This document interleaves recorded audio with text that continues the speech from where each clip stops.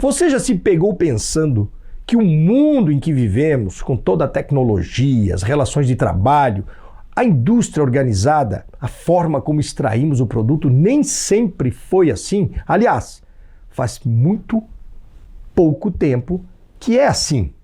Desde a Revolução Industrial até hoje, são apenas 262 anos. Sobre essa evolução do modo de produzir é que vamos falar hoje no Economês em bom português. Antes de assistir, não esqueça de inscrever-se no nosso canal no YouTube e depois, se gostar, curtir a nossa página do YouTube, o canal, e as nossas páginas nas redes sociais, Instagram, Facebook, LinkedIn, Spotify. É muito importante para continuarmos fazendo o nosso programa. Vamos lá então ao nosso conteúdo de hoje.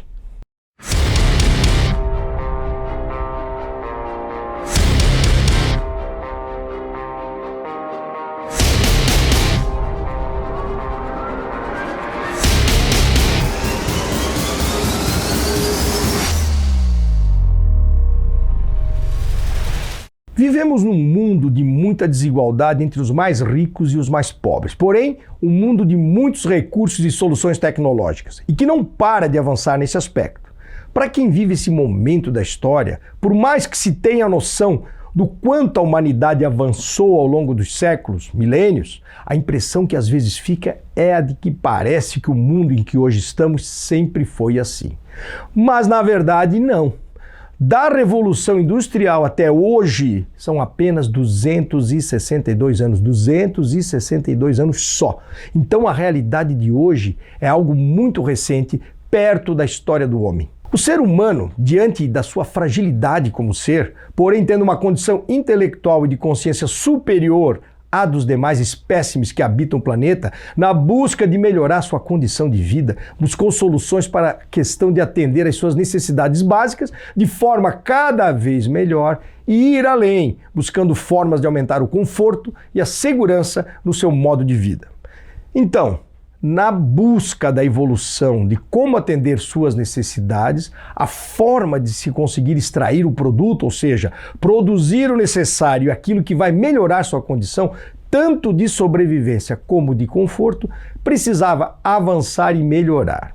O importante nesse processo, as palavras-chave são modo de produção, a maneira como se consegue extrair o produto, produzir as coisas, diante do conhecimento e técnicas existentes. Esse é o foco do que quero trazer, o modo de produção.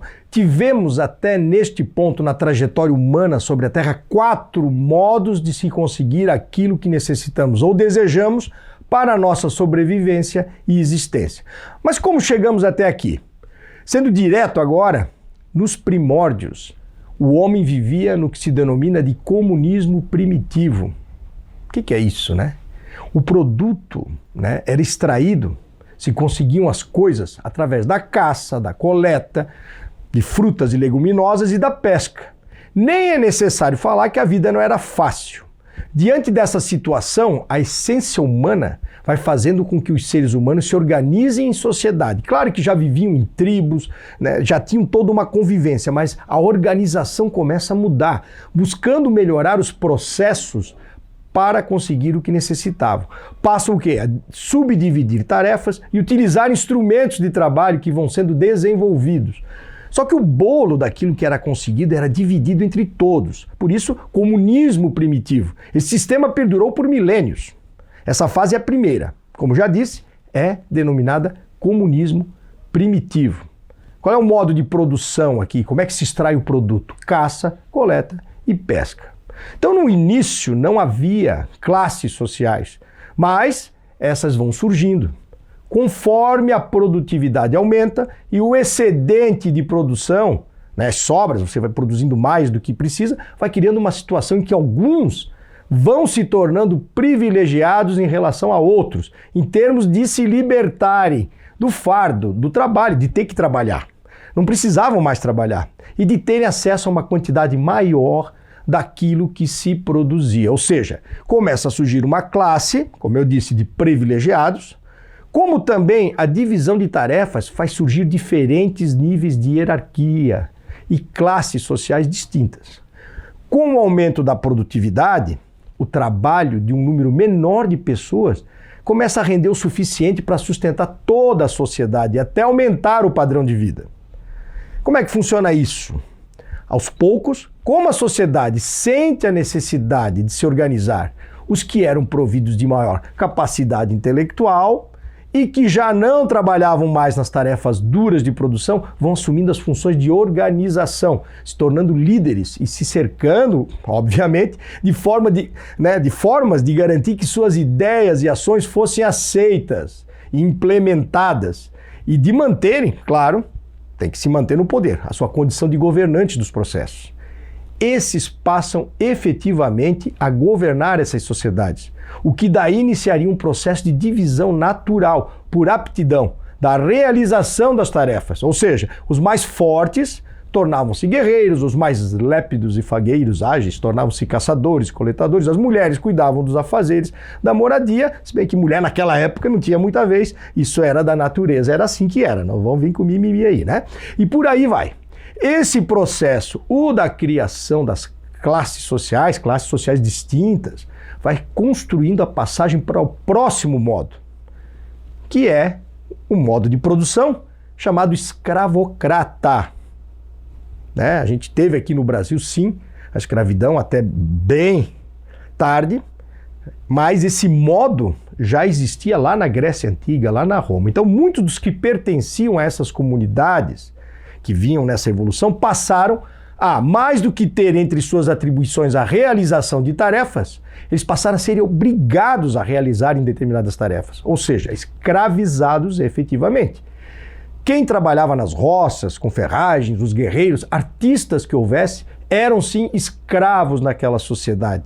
E aqueles que foram se destacando como governantes assumiram status de reis e senhores absolutos desses indivíduos e dos povos que, nas guerras, eram conquistados e passavam a serem também escravos daquele povo que os havia vencido e dominado. Cada vez mais, quem vai assumindo o papel de força no processo de produção, modo de produzir, nesse estágio da sociedade, eram os escravos. Sendo assim, do avanço das técnicas e instrumentos de trabalho e o aumento da produtividade, a sociedade se divide e se formam classes sociais, numa divisão entre pessoas mais ou menos privilegiadas. E o processo era tão aceito como natural que filósofos brilhantes como Aristóteles e Platão afirmavam que esse sistema, o escravocrata, seria o único possível e que sua existência seria eterna. O ser humano não se submeteria ao trabalho, ele não foi feito para o trabalho, segundo Aristóteles e Platão, que era considerado indigno. Sem que fosse forçado, o ser humano não iria trabalhar, porque ele não foi feito para o trabalho, mas sim para a arte e para as guerras, diziam os filósofos. Somente um escravo, portanto, se submeteria ao trabalho. Grécia e Roma eram economias baseadas no trabalho escravo. Seu modo de produção era o escravocrata. Na Roma e Grécia Antiga, 80% da população era escrava. Essa fase, a segunda, é a do escravagismo. Modo de produção, o que faz extrair o produto é o trabalho escravo. Esse era um sistema bastante rudimentar e limitado, tanto pelas revoltas dos escravos, claro, que não queriam aceitar sua condição, como também pelo fato de não se poder entregar ferramentas nas mãos dos mesmos que poderiam se transformar em armas. Como consequência de suas limitações, o modo de produção baseado na força escrava, a forma rudimentar como tinha de ser conduzido, sem a condição de aplicação de grandes soluções tecnológicas, fez com que terras se arruinassem, a produtividade caísse e a economia entrasse em colapso, contribuindo no auge desse colapso com a queda do Império Romano do Ocidente. Roma cai em 476 depois de Cristo. Teve a queda do Império Romano do Oriente, mas isso vai acontecer só em 1453 depois de Cristo. Então, do enfraquecimento econômico, político e social que resulta na queda do Império Romano, surge um novo sistema, o feudalismo. A Europa, agora sem leis, pela queda do Império Romano, abre espaço para uma hierarquia feudal, ou seja, os senhores das terras, com seu sistema de proteção. Ou seja, cai o sistema de escravidão, onde o escravo ganhava abrigo, roupa, comida e era prisioneiro daquela condição, e surge um sistema onde o agora, entre aspas, livre camponês passa a habitar as terras de um senhor que lhe dará proteção e que também é protegido por um senhor superior, e assim sucessivamente, né, um protegendo o outro até chegar à figura do rei, que é a figura máxima dessa hierarquia. Ou seja, os fortes protegiam os fracos, mas cobravam um preço. Os senhores concediam aos seus vassalos, né, aqueles que lhes deviam favor, o direito de usar a terra, o feudo. E em troca exigiam pagamentos em dinheiro, alimentos, trabalhos ou lealdade militar. No feudo existiam duas classes distintas: os senhores feudais, os nobres, e os servos. Para a gente não se perder, para não nos perdermos nessa conversa, vamos lembrar que o foco aqui é a forma de se conseguir produzir o que se precisa ou deseja. No caso do feudalismo, o modo de produção era baseado principalmente no trabalho dos artesãos. Então já não é mais o escravo, é um modelo artesanal. Temos, portanto, aqui a terceira fase, com o surgimento do sistema feudal. Qual é o modo de produção? Artesanal. Nessa época já haviam cidades dispersas, destacando-se como centros manufatureiros, mas o sistema era artesanal e, portanto, a produtividade, por ser artesanal, era muito baixa. Alguns avanços vão acontecendo nesse período na agricultura. Por exemplo, a divisão ou a substituição do rodízio em 2 campos pelo de 3 campos. Isso parece bobagem, né? Isso foi lá no século XI, mas acarretou num aumento de 50% na produtividade e aumenta também a produção de aveia e outras forragens que vai, né, possibilitar alimentar uma quantidade maior de cavalos. Parece outra bobagem, mas a força motriz eram os bois. O cavalo vai substituir os bois na lavoura, no transporte, melhorando o abastecimento dos grandes centros, né, que os cavalos faziam um trabalho bem melhor do que os bois, e fazendo com que toda essa logística funcionasse melhor. No século XIII houve ainda a introdução da carroça de 4 rodas. Só para lembrar, outra bobagem, né? Antes era a carreta de 2 rodas. Melhorou a capacidade e torna mais eficiente o abastecimento. E é uma questão logística, então o abastecimento melhorou muito. Como consequência, há uma aceleração do crescimento da população e uma rápida concentração nas cidades. Esses ganhos de produtividade vão fazer com que a produção se torne, obviamente, maior do que a necessária para aqueles que deviam favor aos senhores para pagar a renda da terra. Diante disso, os camponeses passam a entender que, após pagarem a renda da terra para o seu senhor, eles podem vender facilmente, né, aquilo que estava sobrando, aquilo que eles produziram a mais, diante de uma demanda que estava crescendo muito, passando a buscar cada vez mais melhorias para aumentar ainda mais a produtividade e o excedente, o que faz aumentar cada vez mais a parte do que sobra para eles. Passando o quê? A acumular riqueza. Isso é muito importante. Esse processo vai fazer surgir uma nova classe emergente, a burguesia. Então essas pessoas passam a ter dinheiro.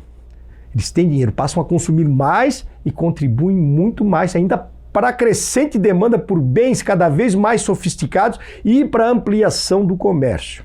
Curtando a conversa, após o final da Idade Média, a Idade das Trevas, que vai de 476, lembram lá? A queda do Império Romano, do Ocidente, Roma, até 1453 d.C., quando cai Constantinopla, o Império Romano do Oriente, acontece o que se chama de a Renascença, que nada mais é do que um retorno às artes, às invenções, que por diversos motivos, inclusive religiosos, que não vamos aprofundar aqui, que não é o foco, haviam sofrido forte declínio durante o período das trevas. Por isso, a denominação trevas, atrasando em muito o processo de evolução econômica e social. Mas aí vem a parte importante, que a partir desse momento da Renascença, as inúmeras invenções que vão surgindo, principalmente em termos de máquinas e equipamentos, com o aumento da demanda crescente pelos mais diversos produtos, o avanço do mercantilismo, do comércio e das grandes navegações. O Brasil foi descoberto aí, a América foi descoberta aí. As condições para o avanço também da forma de se extrair o produto, o modo de produção, estão dadas e seus limites vão ficando cada vez mais ampliados, resultando, por fim, no século XVIII, mais especificamente em 1760, na Revolução Industrial, que é um processo que vai mudar radicalmente as relações de produção. Na verdade, estamos ainda nessa revolução. Essa foi uma revolução lá em 1760, não pensa que foi uma coisa que aconteceu e as pessoas foram pegas de surpresa. Não! Ela pôde ser vista a olho nu, houve uma mudança radical, ela foi de forma avassaladora. Na busca de ampliar a oferta dos mais diversos produtos que teve início com a indústria têxtil, os organizadores desses processos, os processos de fabricação, vão substituindo o modo artesanal de produção pela nova forma de se fazer as coisas, concentrando a produção em lugares específicos e dividindo suas fases. A famosa divisão internacional do trabalho. Você vai criando linhas de produção, na verdade, com o objetivo de aumentar consideravelmente a quantidade produzida. Surge, enfim, um novo sistema, um novo modo de produzir, um novo modo de produção, que é o atual em que vivemos, o capitalismo. O que caracteriza o capitalismo?